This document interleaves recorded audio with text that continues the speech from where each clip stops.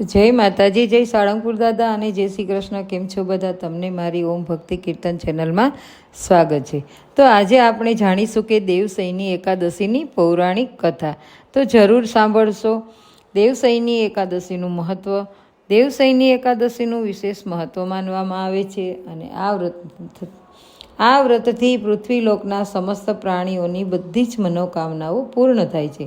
આ એકાદશી અષાઢ મહિનાના સુદ પક્ષની એકાદશીને કહેવામાં આવે છે અને ચાતુર્માસનો પ્રારંભ આ દિવસથી જ થાય છે.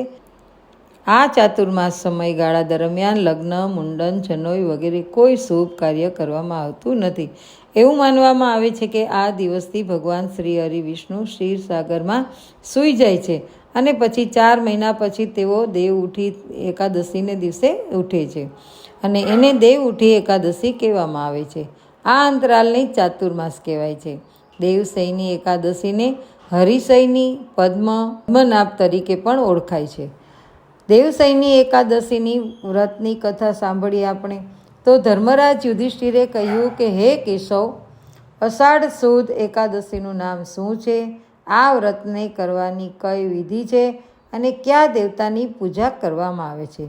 શ્રી કૃષ્ણ કહેવા લાગ્યા કે હે યુધિષ્ઠિર, હું તમને એ જ વાર્તા કહું છું જે બ્રહ્માજીએ નારદને કહી હતી.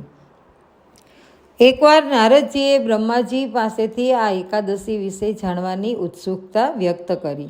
પછી બ્રહ્માજીએ તેમને કહ્યું કે સતયુગમાં માધાંતા નામના ચક્રવર્તી સમ્રાટે સુવર્ણયુગમાં રાજ કર્યું હતું. લોકો તેના રાજ્યમાં ખૂબ જ ખુશ હતા, પરંતુ ભવિષ્યમાં શું થશે તે કોઈને ખબર ન હતી.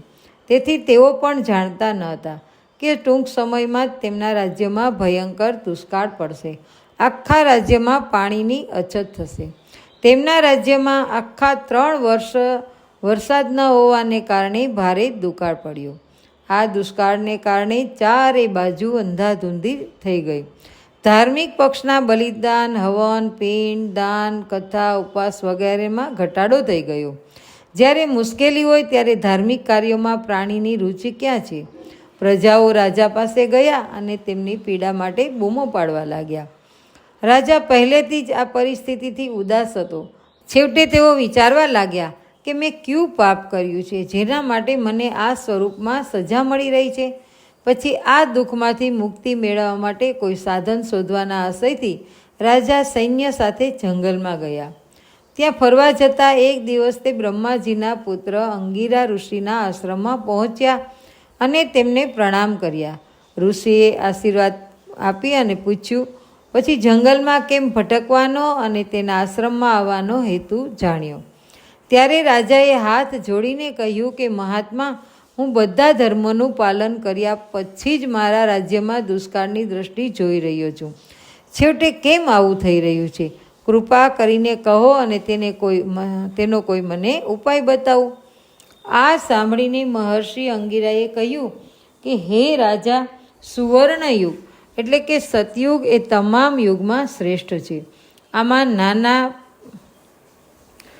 નાના પાપને પણ સખત સજા મળે છે. આમાં ધર્મ તેના 4 પગને વ્યાપી જાય છે. કોઈ બ્રાહ્મણ સિવાય અન્ય કોઈ જાતિના તપસ્યા કરવાનો અધિકાર નથી, જ્યારે એક શૂદ્ર તમારા રાજ્યમાં તપસ્યા કરે છે.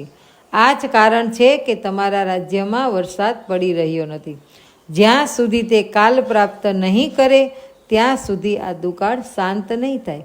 દુષ્કાળની શાંતિ ફક્ત તેની હત્યા દ્વારા જ શક્ય છે. પરંતુ રાજાનું હૃદય કોઈ નિરાપરાધ સંન્યાસીને શાંત પાડવા તૈયાર નહોતું. તેણે કહ્યું, મારે તે નિર્દોષને મારવા જોઈએ નહીં. મારું મન આ વાત સ્વીકારતું નથી. કૃપા કરી કોઈ અન્ય ઉપાય હોય તો મને કહો. મહર્ષિ અંગિરાએ કહ્યું, અષાઢ મહિનાના સુદ પક્ષની એકાદશીનું વ્રત રાખો અને આ વ્રતની અસરને કારણે ચોક્કસપણે વરસાદ થશે.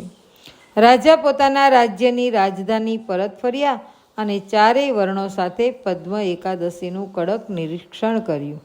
ઉપવાસની અસરને કારણે તેના રાજ્યમાં મુશળધાર વરસાદ પડ્યો અને આખું રાજ્ય સંપત્તિથી ભરેલું બન્યું. બ્રહ્મવૈવર્ત પુરાણમાં દેવસઈની એકાદશીનું વિશેષ મહત્ત્વ વર્ણવવામાં આવ્યું છે. આ વ્રતથી પ્રાણીઓ એટલે કે મનુષ્યની બધી જ મનોકામનાઓ પૂર્ણ થાય છે. તો તમને આ વિડીયો કેવો લાગ્યો? વિડીયો પસંદ આવ્યો હોય તો વિડીયોને લાઈક કરજો, શેર કરજો અને મારી ચેનલ સબસ્ક્રાઈબ કરી દેજો. ફરી મળીશું નવા વિડીયો સાથે. ત્યાં સુધી બધાને જય શ્રી કૃષ્ણ.